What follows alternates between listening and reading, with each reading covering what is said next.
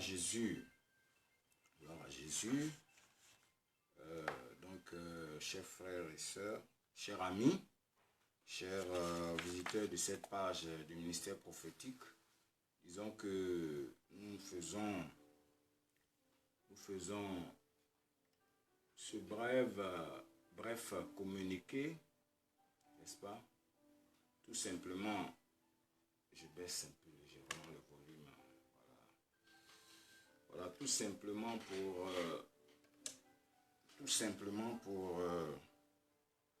vous informer, n'est-ce pas, du fait que,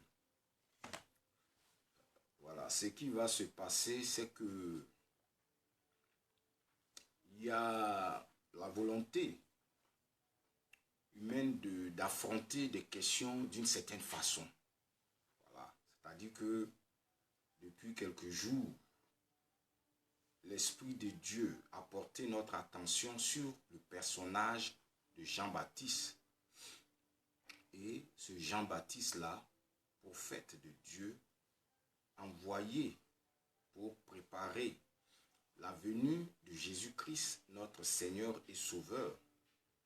Ce Jean-Baptiste, cet homme étrange, qui mange des sauterelles, qui est vêtu de vêtements de peau de chameau.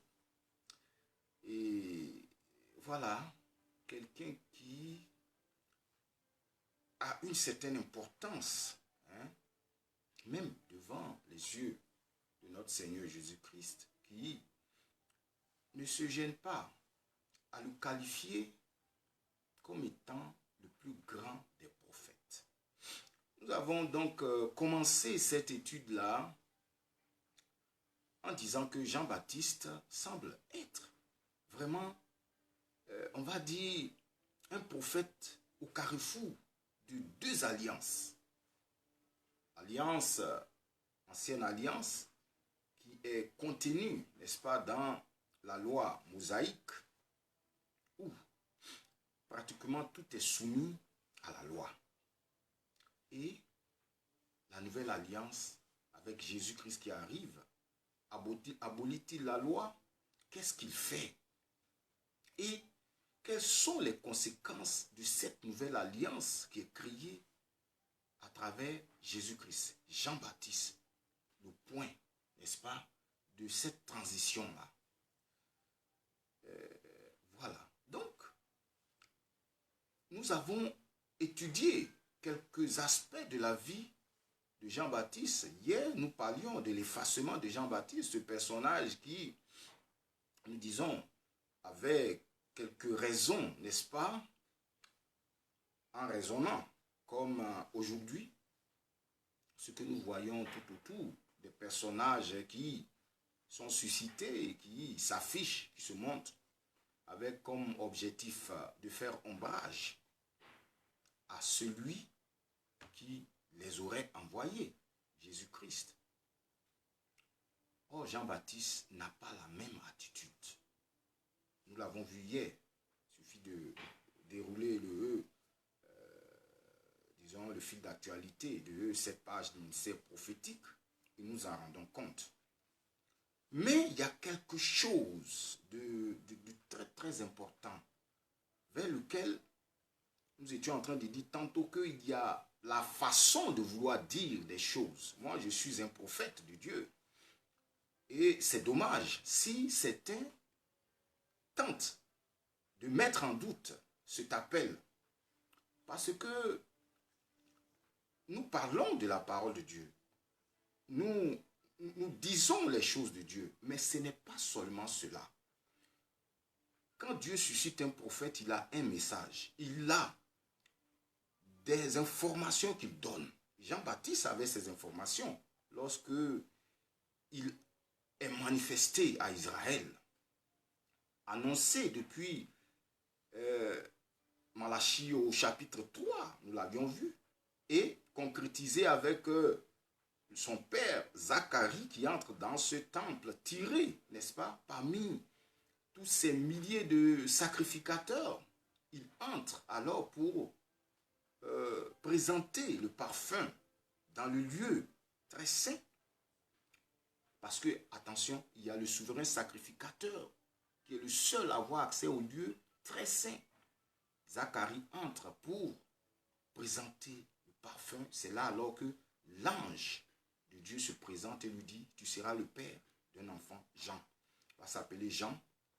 Et nous savons la suite. Il suffit de dérouler le mur, enfin le fil d'actualité du mur, et vous voyez très bien que il y a donc la vie de Jean-Baptiste qui est exposée là. Nous le voyons grandir jusqu'au moment où il se manifeste donc au peuple d'Israël pour annoncer la venue du Seigneur Jésus-Christ. Alors nous disons, j'aurais voulu aujourd'hui, maintenant, affronter la question, n'est-ce pas, du viol, on va dire, de l'épouse. C'est-à-dire que de la tentative de s'approprier de quelque chose qui n'appartient pas à certains usurpateurs. J'aurais bien voulu. Mais l'Esprit de Dieu veut que nous affrontions la question des alliances. Il faut que nous comprenions très bien pourquoi est-ce que Jean-Baptiste se trouve là comme un point de jonction, n'est-ce pas, de cette ancienne alliance régie par la loi et cette nouvelle alliance où tout est accompli à travers la personne de Jésus-Christ de Nazareth. Chers frères et sœurs, chers amis, chers invités, il y a des choses qu'il faut que nous sachions parce que le peuple périt nécessairement faute de connaissance. Quand tu ne sais pas, tu es otage, n'est-ce pas, de personnages qui viennent pour te manipuler, pour te tromper. Alors, pour ce matin, nous n'allons pas approfondir parce que demain, vendredi, nous allons affronter la question des alliances.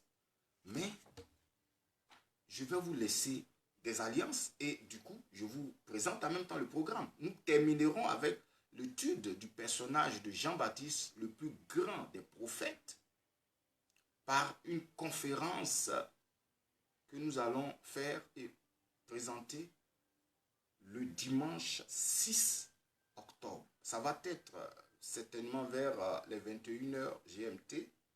Donc, je vous invite. Mais il faut avoir écouté la présentation, n'est-ce pas, de ce personnage à travers toutes les vidéos que nous avons faites. Et jusqu'à la présentation de la méditation de demain matin, voilà, nous allons parler des alliances, voilà, la présence de ce Jean-Baptiste là au milieu. Et puis, nous allons alors conclure avec les conséquences dans l'analyse de la vie de ce personnage étrange. Pourquoi est-ce qu'il est là? Et qu'est-ce qu'il fait? Quel est le passage?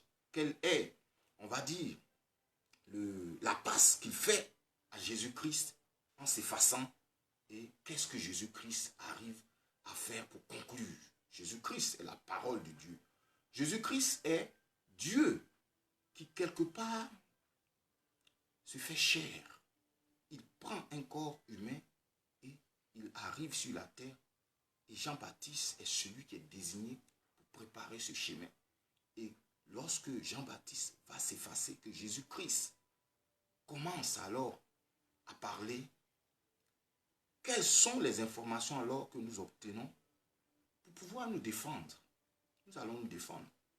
Et donc, le dimanche 4, nous allons approfondir sur la question de cet époux et de cette épouse. La tentative alors autour de s'approprier de cette épouse, les hérésies, les faux prophètes, la stratégie, n'est-ce pas, de manipulation pour s'accaparer, n'est-ce pas, des brebis du Seigneur. L'Église, c'est l'ensemble de tous ceux qui ont reçu le Seigneur Jésus-Christ. Il va sans dire que l'Église, ce ne sont pas les 4 murs que nous voyons, mais c'est l'assemblée des saints, l'épouse de Christ. Tous ceux qui viennent graviter autour, vêtus de peau d'agneau, mais étant de véritables loups terribles, étant comme des lions rugissants autour pour dévorer les brebis, nous disons que à travers la vie de Jean-Baptiste et à travers la passe que Jean-Baptiste fait à Jésus-Christ, nous allons étudier pour comprendre, n'est-ce pas, à travers les alliances, tout ce qui est fondamental pour nous aider à résister. Mais nous allons lire très rapidement un seul verset et que nous allons approfondir dans notre rencontre, n'est-ce pas, de demain matin et conclure avec la conférence du 6 octobre. Donc, ce passage-là va se trouver dans le livre des Hébreux au chapitre 7, alléluia, à partir du verset 21. Si vous voulez, on peut aller à partir du verset 17, où la parole de Dieu dit, « Car ce témoignage lui est rendu, n'est-ce pas, tu es sacrificateur pour toujours selon l'ordre de Melchisédek. » Alors, nous poursuivons au verset 18, « Il y a ainsi abolition d'une ordonnance antérieure à cause de son impuissance et de son inutilité, car la loi n'a rien amené à la perfection, et introduction d'une meilleure espérance par laquelle nous approchons de Dieu. Et comme cela n'a pas eu lieu sans serment, et qu'il y a une alliance autour, car tandis que les Lévites sont devenus sacrificateurs sans serment, Jésus l'est devenu avec serment, par celui qui lui a dit, le Seigneur a juré, et il ne se repentira pas, tu es sacrificateur pour toujours selon l'ordre de Melchisédek. Et nous nous arrêtons là pour l'instant. Nous rappelons que Jean-Baptiste, le fils de Zacharie, sacrificateur de Dieu, lévite, Jean-Baptiste, lévite, va recevoir Jésus-Christ dans les eaux Jourdain pour le baptiser. Une opération importante va se passer en ce moment-là. Ça sera le transfert sacerdotal. Alléluia. Que Dieu vous bénisse. Demain donc, nous allons affronter ce thème-là sur la question des alliances. L'imperfection de cette première alliance-là qui va se terminer par l'excellence de l'alliance avec Jésus-Christ, notre Seigneur et Sauveur. Si tu ne l'as pas encore reçu comme ton Seigneur Sauveur dans ta vie, je t'invite à le faire maintenant. Quelque chose d'important va se passer lorsque nous aurons terminé avec cette méditation de demain et la conférence du 6 octobre. Je vous disais, ici, il est question d'un ministère prophétique. C'est-à-dire que c'est un ministère qui entend, c'est un ministère qui voit et c'est un ministère qui parle.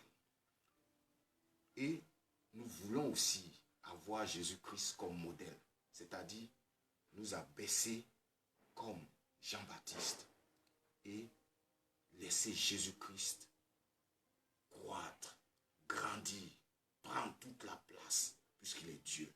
Je suis son humble serviteur. Jésus-Christ est mon maître. Jésus-Christ est mon Seigneur. Jésus-Christ est mon Dieu.